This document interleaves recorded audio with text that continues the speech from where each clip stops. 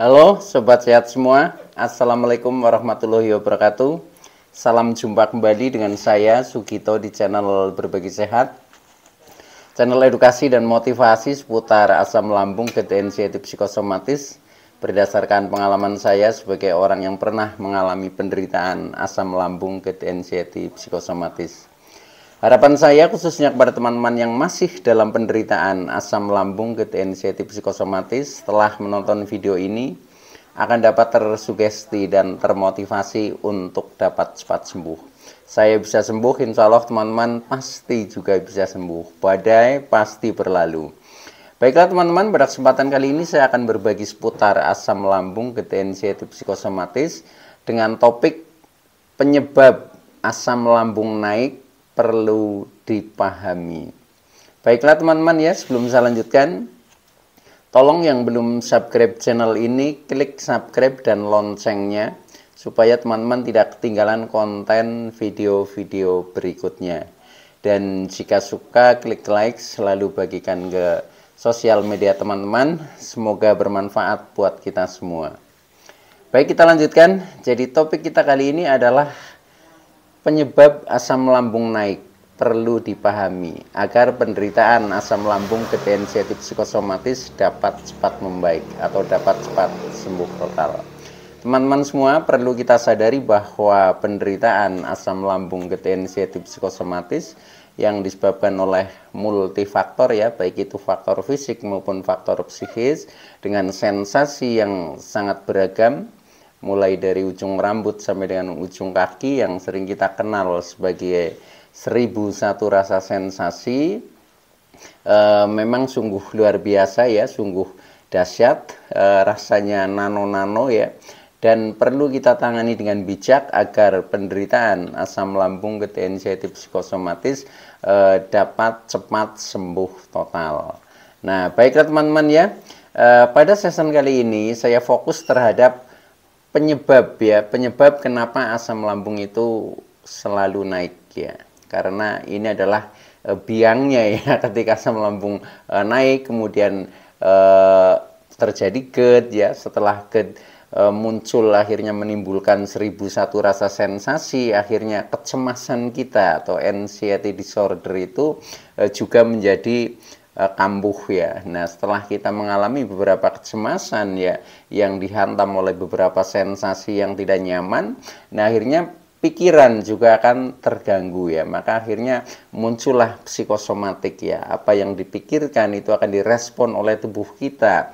Sehingga ketika pikiran kita berkhayalnya yang negatif ya, nah akhirnya respon tubuh menjadi merasa tidak nyaman atau kita merasa sakit ya, dengan munculnya beberapa sensasi ya, yang mungkin perutnya menjadi kembung ya, dadanya mungkin sesak ya, kemudian keliengan, sempoyongan dan lain sebagainya ya. Nah, itulah ya hal-hal yang memang harus kita pahami. Tetapi alurnya adalah dipicu dari asam lambung dulu ya, asam lambung yang tidak normal. Nah, maka dari itu pada kesempatan kali ini ya, ini saya akan fokus membahas tentang penyebab asam lambung itu naik. Nah, tolong untuk dipahami supaya kita tidak gagal paham ya. Ikuti video ini sampai dengan selesai ya, jangan di skip ya. Dan alangkah lebih baiknya juga ketika teman-teman itu menonton video-video saya yang lalu untuk melengkapi referensi kita tentang bagaimana berikhtiar agar kita mudah terlepas dari gangguan asam lambung GTNC psikosomatis. Nah, baik teman-teman ya, jadi penyebab asam lambung naik. Nah, ini sesuai dengan konteks yang sering saya sampaikan di awal video, di awal konten ya. Itu memang asam lambung itu bisa disebabkan dari multifaktor ya, multifaktor baik itu faktor yang bersifat fisik maupun yang bersifat psikis atau kejiwaan ya. Tetapi kita mencoba mencermati ya, sehingga ketika kita mengetahui indikatornya ya, indikasinya, maksud saya ya, tanda-tandanya, gejalanya. Nah itu, maka dengan seperti itu nanti kita akan mudah untuk mengatasinya teman-teman ya. Karena semua itu ya yang merasakan juga diri kita sendiri ya, maka yang bisa mengambil solusi itu juga dari diri kita sendiri ya. Tetapi ketika kita tidak paham ya bagaimana kita mau mengambil solusi ya, maka ini penting ya buat kita ya, terutama yang masih mengalami penderitaan asam lambung, gejala anxiety psikosomatis. Sebenarnya kuncinya ini di sini ya, kuncinya ya, ketika kita mau cepat sembuh atau mungkin lambat itu seperti itu. Ketika kita paham tentang itu, bagaikan kita nyervis mesin kendaraan lah. Kalau kita sudah paham dengan karakter mesinnya, paham dengan cara kerjanya, kemudian paham penyebab-penyebabnya, kenapa terjadi trouble ya, nah itu akan mudah kita untuk menyelesaikan ya. Tetapi ketika kita memahami saja masih bingung ya, itulah yang kadang menjadi durasinya menjadi semakin panjang. Nah itu.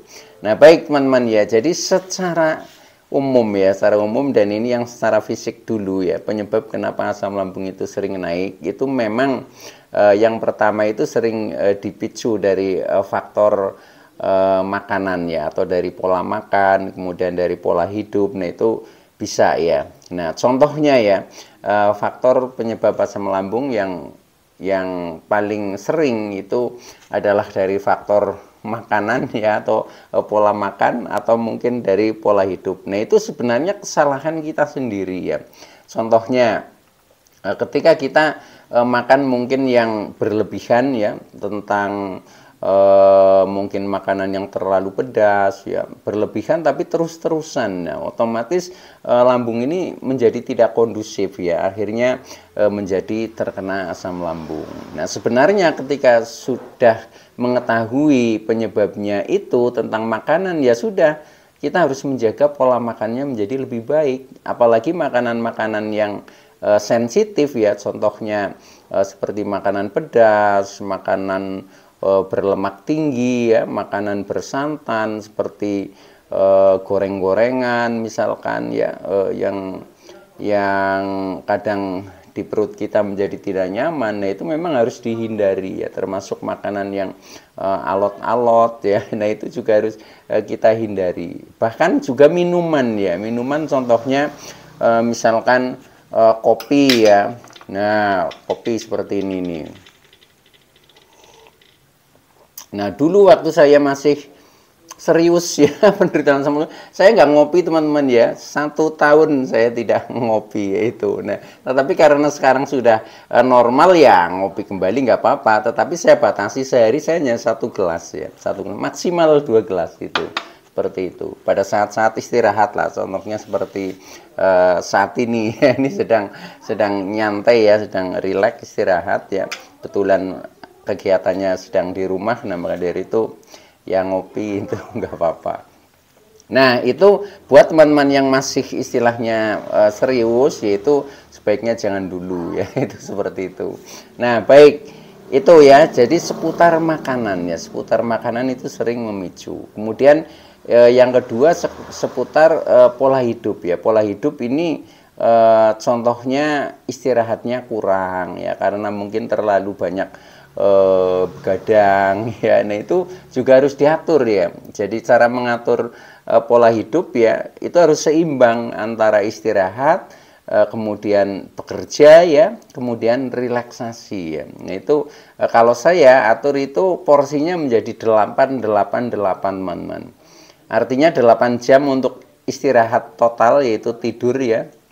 Kemudian 8 jam untuk bekerja ya, yang sifatnya produktif ya, mungkin sesuai dengan profesi kita ya. Kemudian yang 8 jam adalah untuk relaksasi, contohnya istirahat, santai ya, mungkin kita melakukan kegiatan yang bersifat hobi, yaitu kegiatan bersosialisasi. Ini itu kan kegiatan-kegiatan yang ringan ya, itu porsinya 8 jam. Jadi cara mengatur itu 8-8-8, 8 jam istirahat atau tidur ya, 8 jam untuk bekerja ya, kegiatan yang produktif, dan 8 jam untuk relaksasi.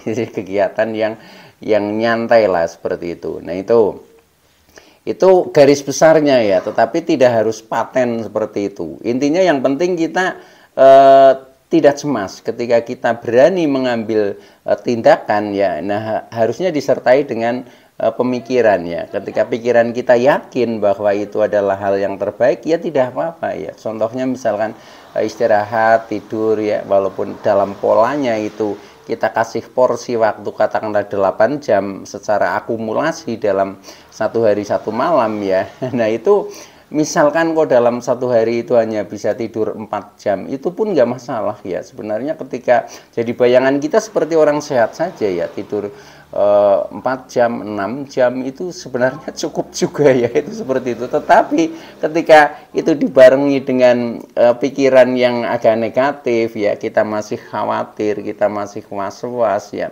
kita masih ragu dengan keputusan diri kita sendiri, yang akhirnya mengundang kecemasan menjadi tumbuh. Nah, disitulah ya kadang yang tadinya mau baik-baik saja akhirnya menjadi memicu kambuh. Nah, itu sebenarnya penyebabnya bukan faktor fisiknya tapi psikisnya, karena pikiran kita masih dalam keraguan-raguan di dalam mengambil keputusan.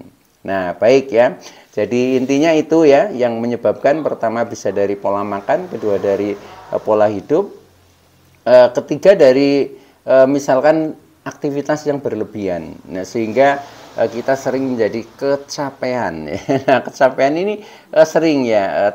Contohnya misalkan kita melakukan aktivitas ya, apalagi aktivitas itu yang mungkin memakan beban pikiran, juga memakan energi secara fisik. Nah, kemudian kita mungkin melakukan sampai dengan larut malam. Nah, itu kadang akhirnya kita menjadi drop kembali ya, akhirnya memicu menjadi kambuh ya. Nah, itu ya harus disadari saja. Jadi dengan porsi 8-8-8, nah itu batasannya itu teman-teman ya. Jadi kita selalu istilahnya punya rambu-rambu sendiri ya. Rambu-rambu itu kan penunjuk jalan supaya kita selamat, intinya kan seperti itu. Nah, itu ya sama, supaya kita tetap istilahnya dalam kondisi baik-baik saja, kita buat rambu-rambu kita sendiri, yaitu seperti itu. Dan kita taati sendiri, yaitu seperti itu. Nah, maka dari itu kita jangan istilahnya segala sesuatu itu mengandalkan dari luar diri kita, atau mengandalkan orang lain untuk membuat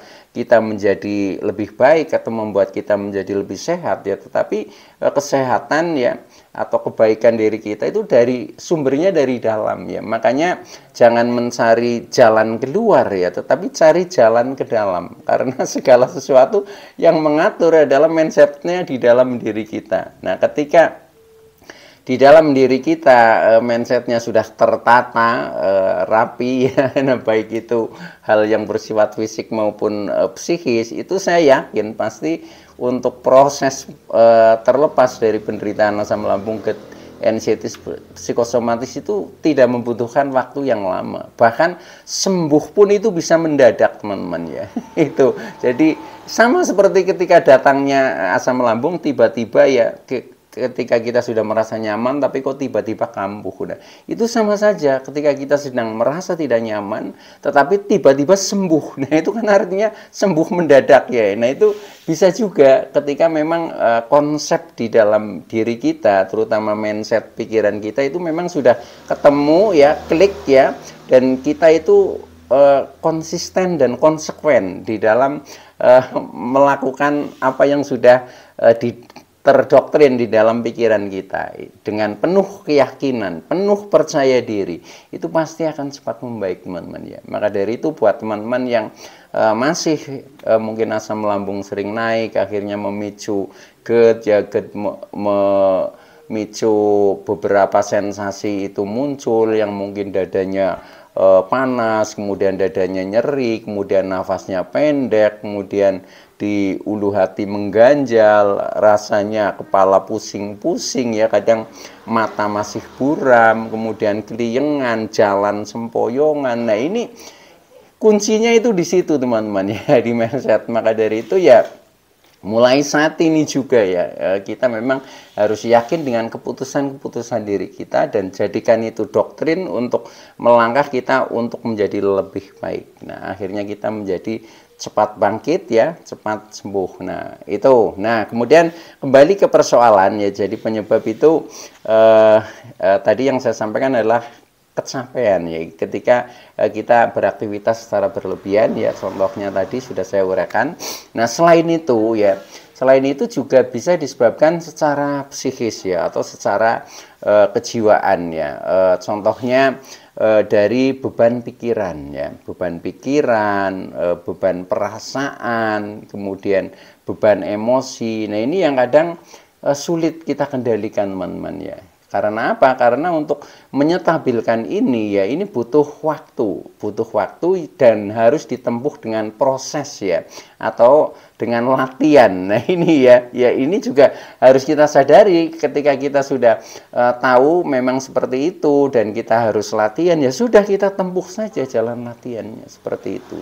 Contohnya ya, ketika kita masih beban pikiran yang belum terselesaikan ya, akhirnya kan pikiran menjadi tegang ya. Ketika pikiran tegang ya sudah, respon lambung menjadi tidak normal, katakanlah asam lambung menjadi produknya itu berlebihan ya, akhirnya rasanya tidak nyaman, yang perut kembung lah, yang begah lah, yang sembelit lah, yang perih dan sebagainya. Setelah itu kadang sampai ke atas, yang kepalanya pusing-pusing ya, dan seterusnya. Nah, itu seperti itu karakternya. Nah, maka dari itu ya, karena itu sumbernya dari katakanlah beban pikiran. Nah, beban pikiran yang harus diselesaikan. Nah, cuma permasalahannya beban pikiran ini kan setiap orang berbeda-beda ya. Bahkan kadang ada sesuatu yang dipikirkan di dalam hati ya. Orang di sekitar kita pun kadang nggak tahu ya, itu seperti itu. Nah, karena seperti itu, ini kan sifatnya seperti gaib ya, karena tidak bisa terlihat oleh orang lain ya. Bahkan diri kita juga kadang tidak bisa melihat, tetapi kita selalu memikirkan hal itu. Nah, hal itu ya maka yang akan menemukan diri kita sendiri, yang akan bisa merubah ya diri kita sendiri. Cuma secara umum itu adalah pikiran itu selalu menganalisa bahwa hal itu yang dipikirkan itu adalah hal yang negatif sehingga menjadi beban. Maka solusi yang paling mudah ya kita positive thinking ya. Positive thinking artinya selalu berpikir positif. Cuma permasalahannya juga untuk berpikir positif itu juga tidak mudah ya. Kadang sudah bisa mengatakan saya mau berpikir positif saja itu, tetapi prakteknya belum ada rasanya positifnya. Itu karena baru dikata-kata ya. Nah, jadi ketika kita ingin berpikir positif atau supaya menjadi pikiran kita selalu positif, itu sebenarnya sih kuncinya mudah ya. Nah, kuncinya itu selalu kita awali dengan syukur, teman-teman ya. Jadi segala sesuatu yang kita hadapi ya, jadi alhamdulillah saya bersyukur ya. Walaupun misalkan apa ya, saya tidak apa-apa, saya baik-baik saja, saya bisa menyelesaikan dan seterusnya. Itu seperti itu ya. Nah, itu coba saja, praktekkan saja, nanti pasti ketemunya akan menjadi positif. Itu contohnya seperti itu ya. Jadi misalkan kita merasa tertekan dari orang lain ya katakan saja ya, alhamdulillah saya bersyukur walaupun saya misalkan ditekan atau saya merasa diperlakukan tidak manusiawi dan lain sebagainya oleh si A atau si B ya, saya tidak apa-apa, saya baik-baik saja ya, faktanya saya sehat walafiat ya.